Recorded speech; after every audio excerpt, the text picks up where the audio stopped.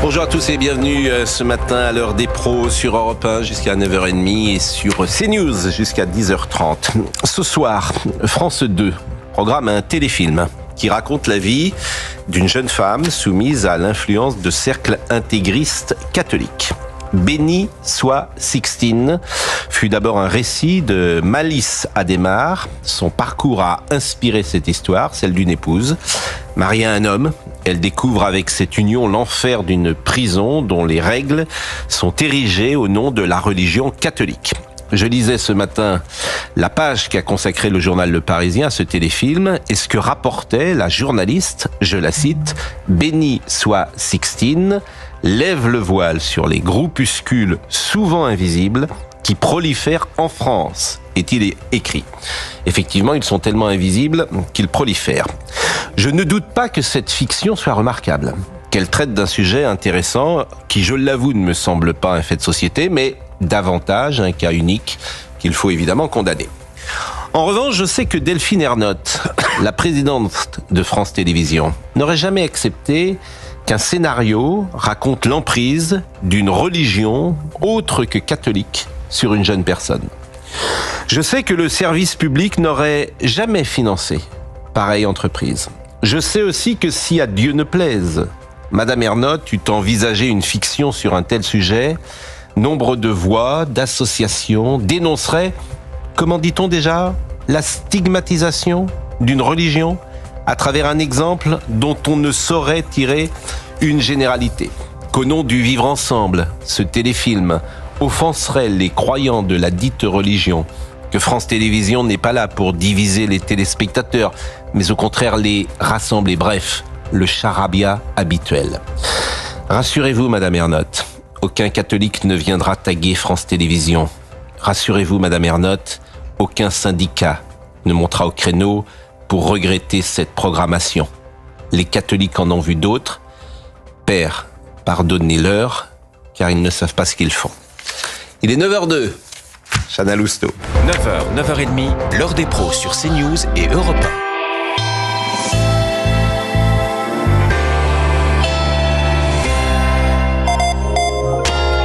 Bonjour Pascal, bonjour à tous. Un adolescent de 17 ans, toujours entre la vie et la mort ce matin après avoir été poignardé dans son lycée. Ça s'est passé hier à Bagneux dans les Hauts-de-Seine. Il a été blessé près du cœur. L'auteur présumé du coup de couteau a été interpellé, ainsi qu'un autre individu qui l'a aidé à fuir. Comme la victime, les deux suspects sont scolarisés dans l'établissement où l'agression a eu lieu. L'heure de vérité a sonné pour François Bayrou. Le Premier ministre passera une nouvelle fois l'épreuve de la motion de censure aujourd'hui. Ça devrait bien se passer. Le Parti socialiste ne votera pas la censure et le RN non plus, sauf surprise. L'insoumis Éric Coquerel leur a lancé un dernier appel ce matin sur CNews et Europe 1. À cette heure-ci, j'appelle tous les opposants à voter pour la censure, donc contre le budget. Pourquoi ? Tout simplement parce que vous le savez, le budget, ça détermine si vous êtes dans une majorité ou dans une opposition. C'est le texte décisif. Et à partir du moment où il y a un 49-3, la seule façon de s'opposer au texte, c'est la motion de censure. Que ce soit les socialistes ou même d'ailleurs le Rassemblement national, pour des raisons différentes. Puis Donald Trump veut prendre possession de la bande de Gaza. Il l'a dit cette nuit après sa rencontre avec Benyamin Netanyahou à la Maison-Blanche. Une proposition qui pourrait changer l'histoire selon le Premier ministre israélien. Le président américain a dit qu'il voulait faire de l'enclave palestinienne la Côte d'Azur du Moyen-Orient. Voilà pour l'essentiel de l'information. C'est à vous, Pascal. Merci beaucoup. Et c'est vrai qu'un mot fait le tour du monde. Côte d'Azur à Gaza. C'est le mot faire de la politique, c'est aussi parler aux gens. Et manifestement, Donald Trump sait parler aux gens. Vincent Herouet, on en parlera tout à l'heure. Vous me direz si c'est possible ou pas, ou si c'est un rêve. Je salue Lara Salman qui est avec nous, Éric Nolot que vous connaissez, Thomas Bonnet, Olivier de Lagarde que on peut entendre chaque matin à 8h40. Qu'on doit entendre, exactement. Et écouter. Et écouter la revue de presse. Et qui n'ai-je pas salué, Nicolas Pouvron-Monti, directeur de l'Observatoire de l'immigration et de la démographie. Je voulais vous poser une question toute simple. Hier, 336 000 premiers titres de séjour délivrés en France. Est-ce le chiffre, comme je l'ai dit, le plus important depuis la Libération ?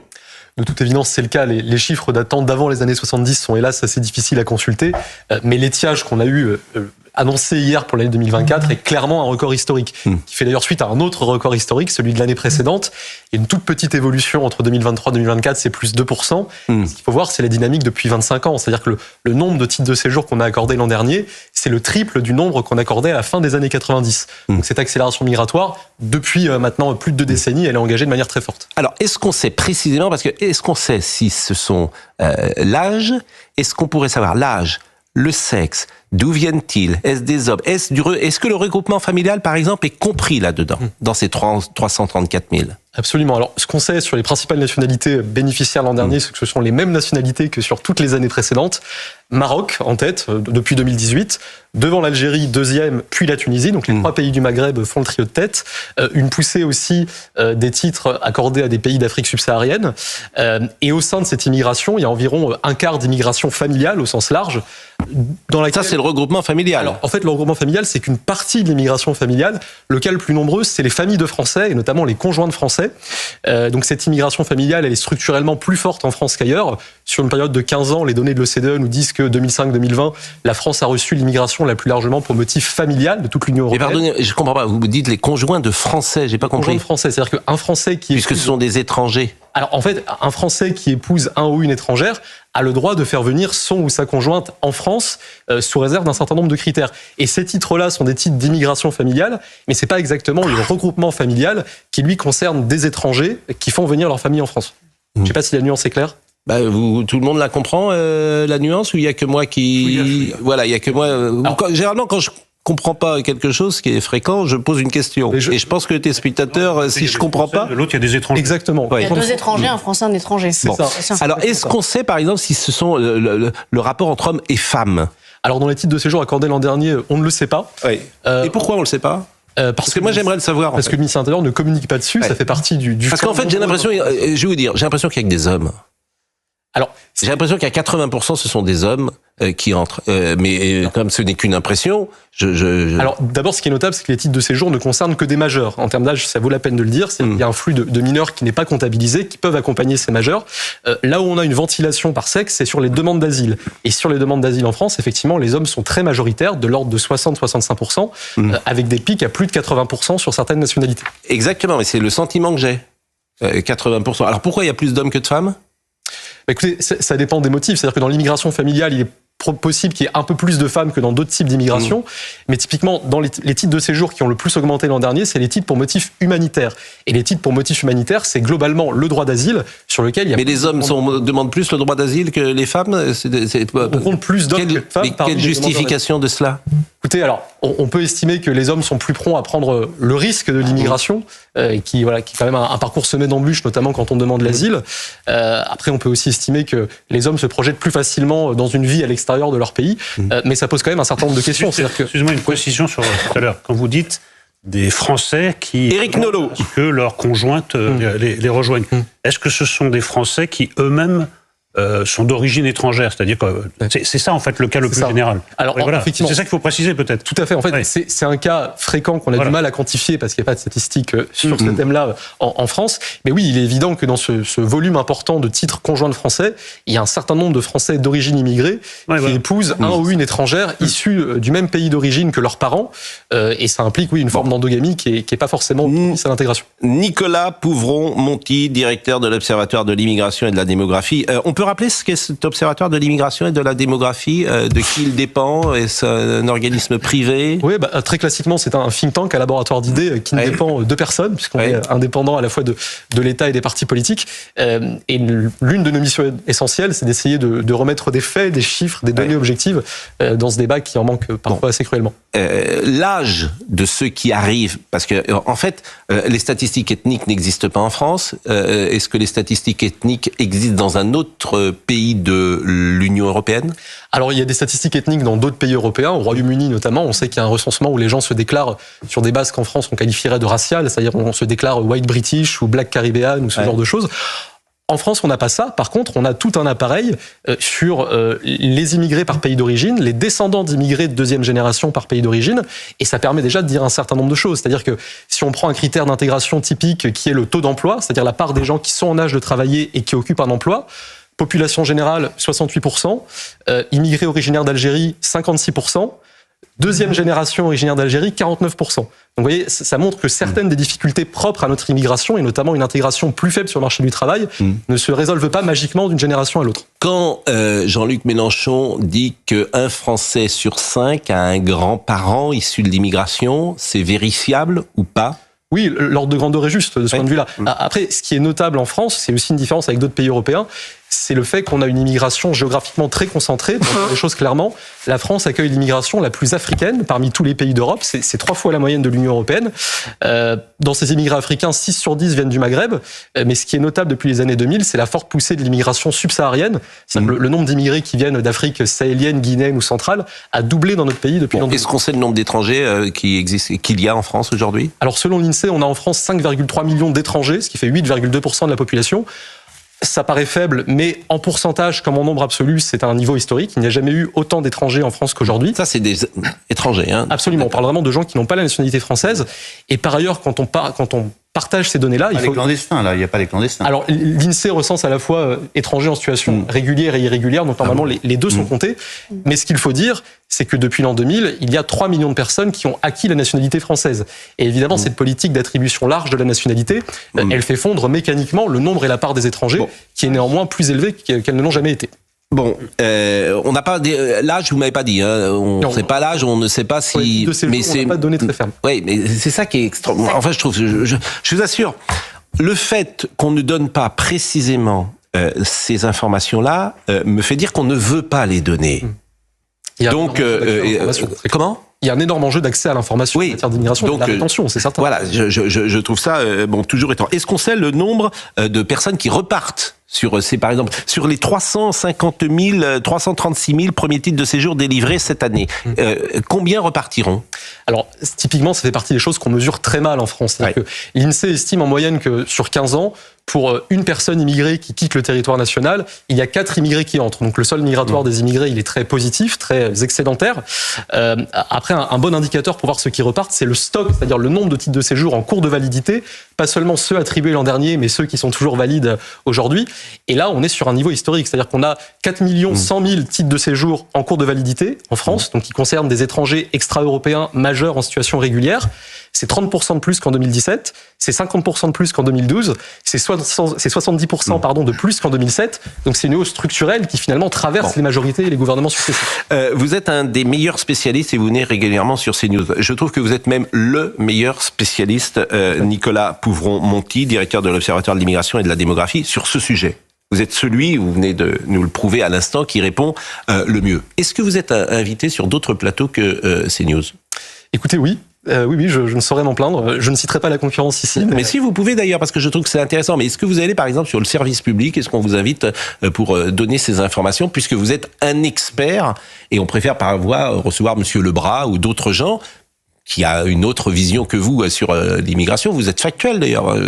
Écoutez, alors je n'ai pas à me plaindre de ce point de vue-là. J'étais, puisqu'on peut citer la concurrence, hier après-midi sur le plateau de France Info TV. Et je m'en réjouis, mais je suis évidemment très heureux d'être à CNews ce matin. Non, mais j'entends, mais c'est une question souvent que je pose parce qu'elle me paraît intéressante. On va écouter Gérald Darmanin sur cette immigration, puisque Gérald Darmanin s'est réjoui de ces résultats, en tout cas s'est réjoui des personnes reconduites, et a parlé de l'immigration. Et peut-être ces propos ont-ils surpris les uns et les autres. Écoutons le ministre de la Justice.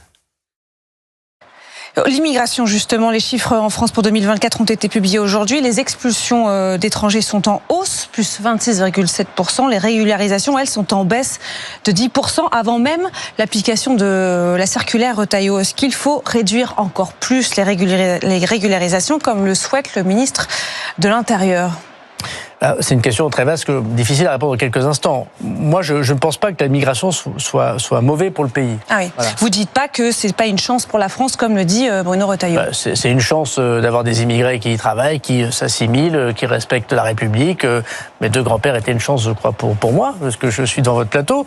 Et en même temps, ça peut être aussi lorsque l'immigration est irrégulière, lorsqu'on n'est pas capable de l'assimiler, lorsqu'il y a des problèmes de logement, d'urbanisme, une difficulté pour la France comme pour les personnes qui viennent. Donc moi je trouve que dire c'est une chance ou une malchance, c'est quand même caricaturer un propos qui n'est pas celui de la réalité que nous vivons.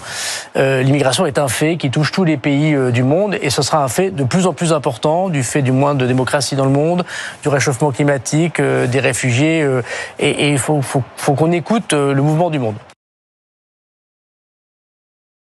Je sais pas la Hongrie. C'est qui aussi ? C'est Noé, excusez-moi. Ouais. Il y a des pays qui se protègent, qui protègent leurs frontières, donc ça ne touche pas tous les pays. Première chose. La deuxième chose, c'est que la mise en perspective est toujours intéressante chez un journaliste. Tu choisis le chiffre que tu veux. Notre excellente consoeur a choisi le nombre de personnes effectivement qui repartent, qui sont plus exactement, qui sont reconduites Mais le chiffre le plus essentiel, il n'est pas dit dans l'émission. C'est quand même sidérant. C'est-à-dire que le chiffre le plus important, je vous assure, moi je veux faire de procès à personne parce que j'adore mes confrères, mes consoeurs, etc. Mais faut pas qu'on me raconte des salades. Voilà. Donc le chiffre le plus important, c'est 400 000 personnes arrivent. Le chiffre le plus important depuis 45. Et dans cette émission, on le dit pas. Alors après, on peut raconter ce qu'on veut, On peut raconter ce qu'on veut. Mais ça s'appelle juste de la désinformation. À mon sens, moi je donne les deux. C'est mon modeste avis. Il y a un truc hallucinant. Olivier de Lagarde. Parce que, je suis peut-être le seul à l'avoir remarqué, mais il me semble que la semaine dernière, les médias n'avaient qu'un seul mot à la bouche, submersion. On parlait tout, est-ce qu'il y a une submersion d'immigration en France ou pas? Il se trouve que une semaine plus tard, on a les chiffres officiels qui tombent. Je me dis, ça va faire la une des journaux. Eh ben, ce matin, rien ou presque. Et finalement, on a Libération, là, ils font. Alors je me disais, Libération, ils vont en faire 3 pages, et puis ils vont être en avant. Pas du tout, ils en font même pas un quart de page. C'est compliqué. Et essentiellement factuel, sans aucun commentaire. Alors je me dis, c'est non mais mais parce que ça vient on va pas répéter tous les matins la même chose, ça vient percuter une idéologie. L'espace médiatique ne veut pas. J'ai bien compris, parce traiter ça. Mais voilà, ne veut pas traiter ça. Alors, c'est pour ça d'ailleurs que vous allez venir régulièrement pour nous donner pour nous donner la couleur de la revue de presse. Mais moi, je les connais, mes confrères. C'est-à-dire que dans cette émission, je les connais par cœur. Non, mais... Ils ne veulent pas dire les choses. Non, mais c'est pas facile de voir les... Vincent Herouette. Non, moi j'étais très frappé par les chiffres, parce que dans cette avalanche de chiffres, ça finit par brouiller l'esprit. On découvre la réalité dans des tranches de plus en plus fines. Moi j'étais frappé parce que ce que disait notre confrère du Figaro ce matin sur Europe 1, Vincent Trémolet de Villers, qui avait 2 chiffres qui étaient très parlants, j'ai trouvé, qui disait que depuis à peu près 20 ans, depuis 2006, la population d'étrangers nés à l'étranger en France avait gonflé à 8 millions.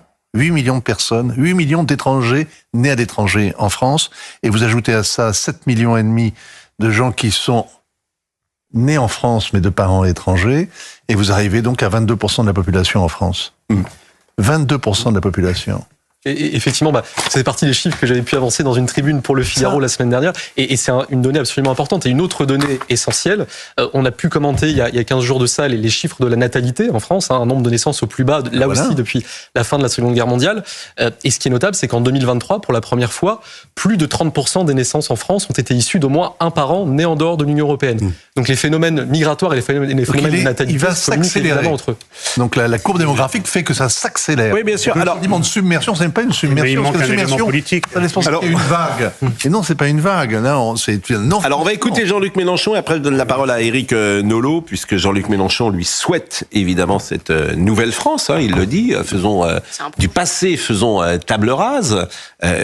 Tout ça va dans le même sens de vouloir, on pourra parler tout à l'heure de ce feuilleton, de ce film ce soir sur France 2. Mais tout ça au fond, c'est la même idée. C'est-à-dire qu'il faut bannir tout ce que fut la France pendant 1000 ans. Voilà, c'est ça l'idée. Et d'accueillir, pour certains, un modèle nouveau. C'est le modèle des révolutionnaires. Du passé, faisons table rase. Je dis pas que tout le monde est comme ça. Je dis que, l'homme nouveau. Madame Ernotte est comme cela, le mâle blanc, on l'écarte. Ce soir, on fait un film pour stigmatiser, ou en tout cas pour pointer les dérives de l'intégrisme catholique. On ne le fait que sur l'intégrisme catholique. Vous imaginez un feuilleton ce soir ou un film sur un autre intégrisme d'une autre religion? Absolument impossible. Absolument impossible. Donc, faut pas nous prendre... C'est fascinant. Mais bien sûr que c'est fascinant. C'est fascinant. Ça s'appelle un suicide, en fait. Que suscite l'Église en France aujourd'hui. Vincent Hervouet. Quelque chose qui est assez ébouriffant, parce que le vieil anticléricalisme, on comprend d'où il venait, c'était la détestation d'un pouvoir, d'une autorité, qui est celle du clergé. Oui.